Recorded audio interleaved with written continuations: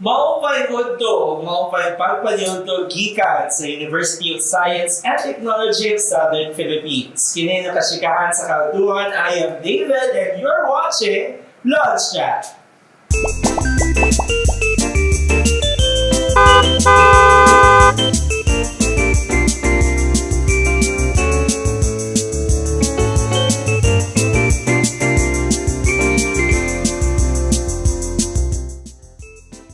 Greetings to all of our trailblazers across the USTP system from Alubihit, Balubag, Cagayan de Oro, Claveria, Asaan, Oroqueta, Panaon, o Villa Nueva.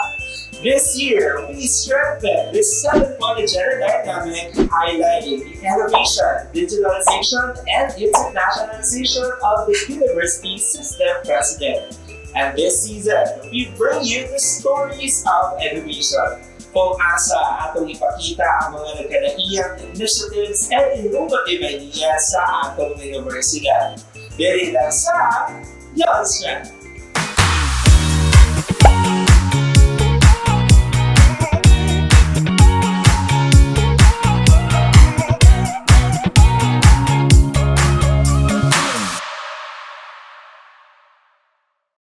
Joining us on set, please help me welcome this kautuhan, Sir Nestive John Agosto. Hi sir, maapay utto.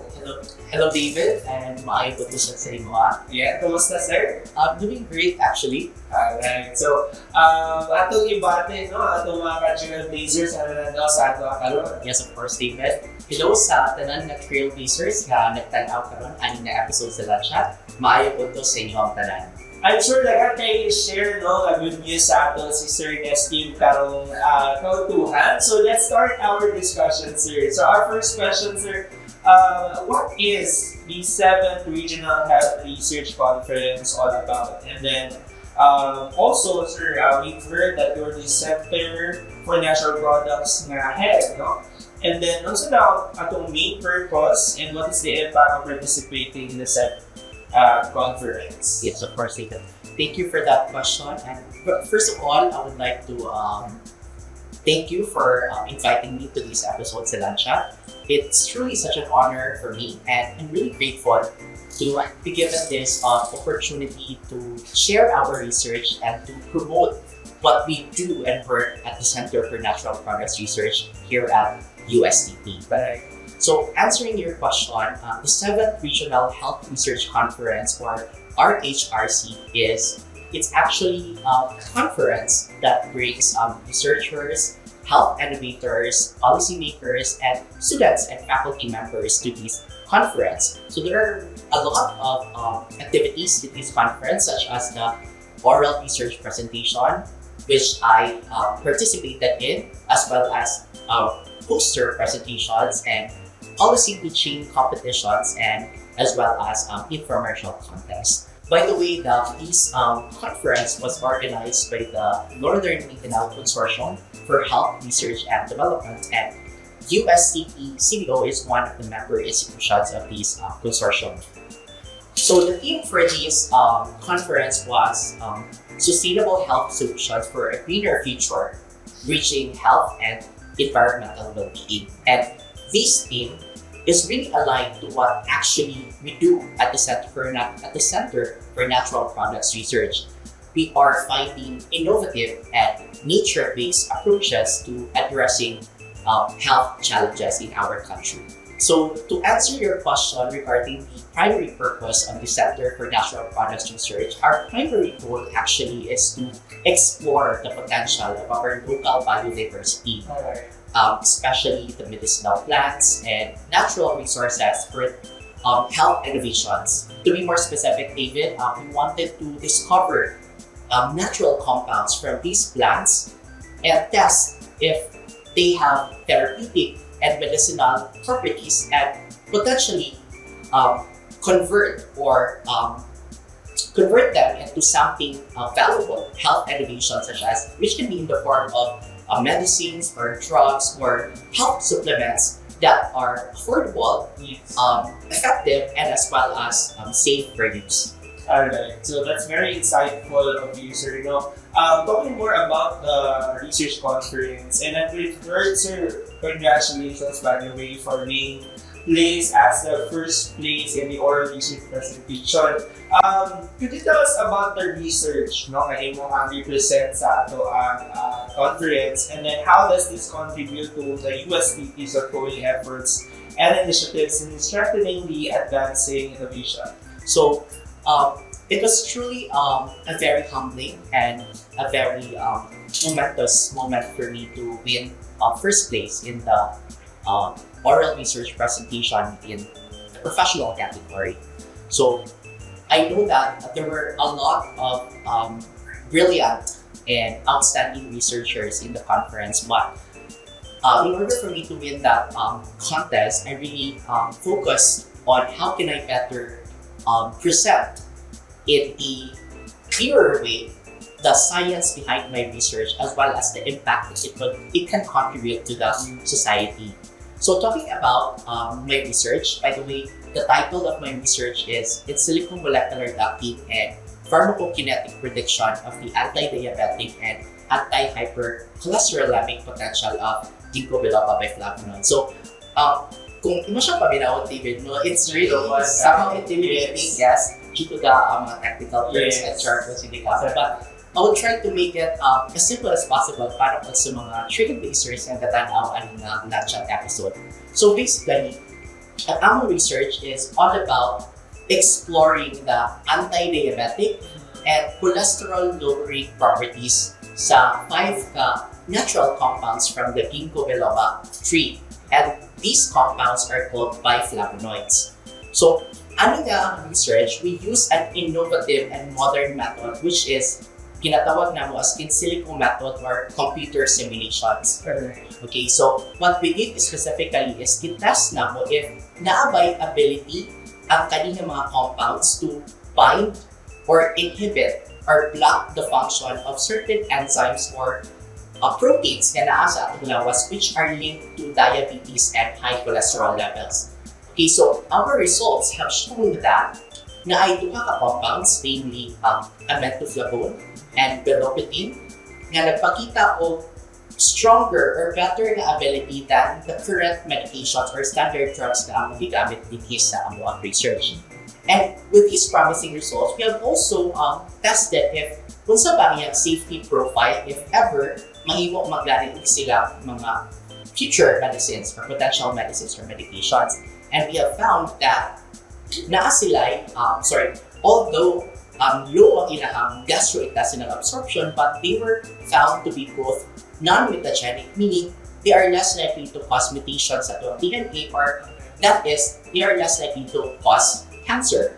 And aside from that, they were also non-hepatotoxic, meaning they are less likely to cause damage to our liver.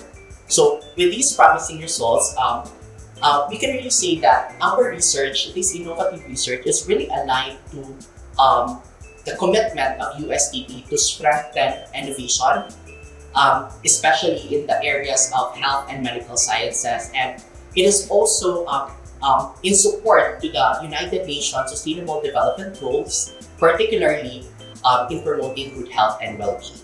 I'm still trying to process the technical terms that we're having with it now, but with the clear message that you have shared to us, sir, it's in terms of the efforts of innovating ideas in terms sa medical and science na ako. We've really seen the significant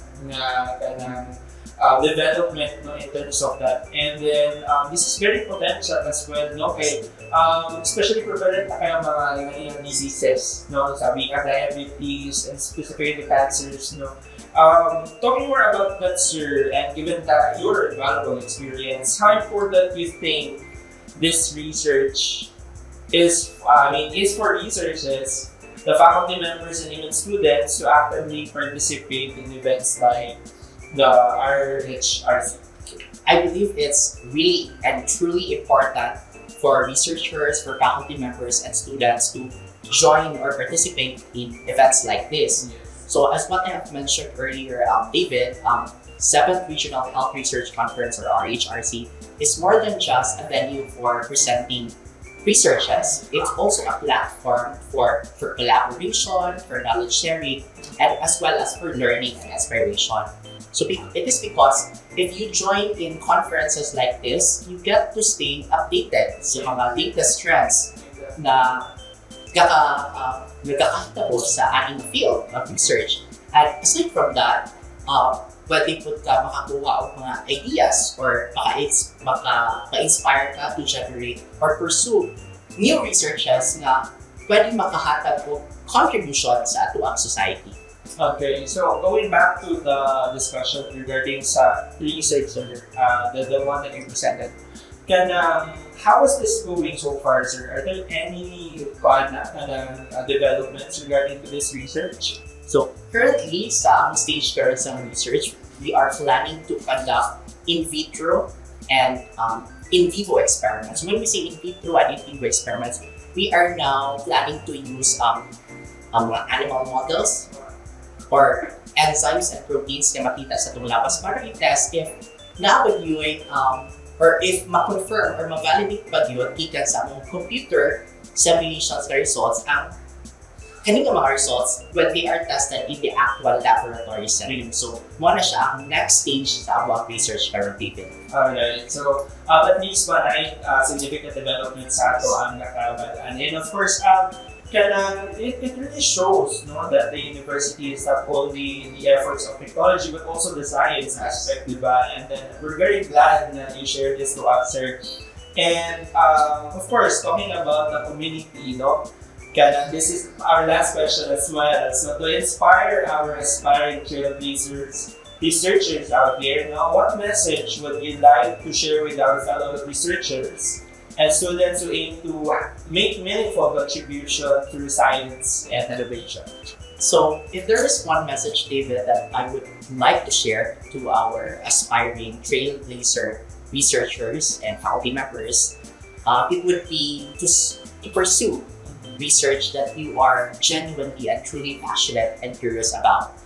It is because if you are truly committed to your work, you are more likely to stay interested, even if things become difficult along the way. So you start small, but start with a purpose. And remember that although there can be challenges or setbacks in your research journey, do not be afraid of these failures or these challenges because they are normal part of the research journey. So do not be afraid to, do not be afraid to ask help or guidance from fellow researchers and mentors. And more importantly, remember that the true essence of research is not just about gathering data and presenting results. It's about creating innovation that can create solutions and answers to our real-world problems and making a positive impact to our society.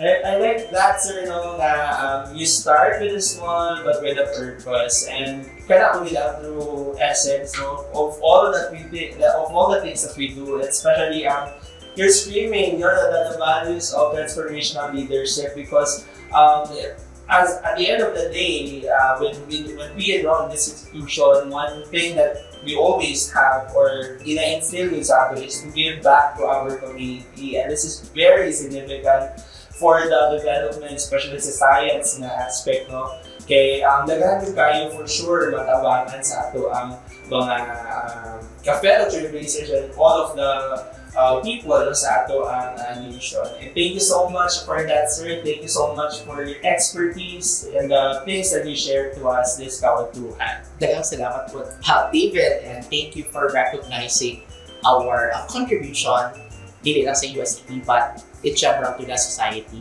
And thank you po sa opportunity na dihatag ninyo sa ako to share our research na ginabuhat dili sa Center for Natural Products Research. And I hope that kaning research na po will inspire others to pursue similar researches that can really have a positive and valuable impact sa ato ang society. And daghang salamat kaayo, David, and more power to Lansha.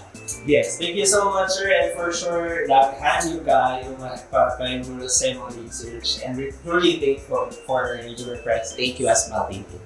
In the university's 7-point agenda dynamic, the achievement of Mr. Steve John Agosto in the oral research presentation of the 7th Regional Health Research Conference falls under letter Y, which is to yearn for excellence in innovative teaching and learning and offers programs and curricula that drive innovations. And that's it for today's episode na puno sa bagong patulunan. And of course, Chikahan, thank you so much once again, sir, for having us this afternoon. But before we end this episode, let's have our pagkaon. Yeah.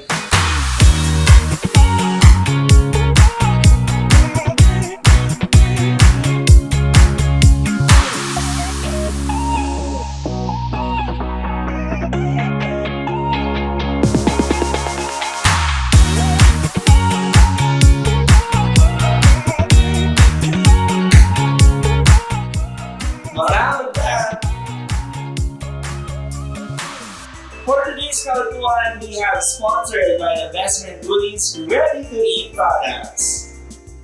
This is your Kachikahan sa Kautuan. I am David Oran and we'll see you on the next episode dito sa Lunchtime.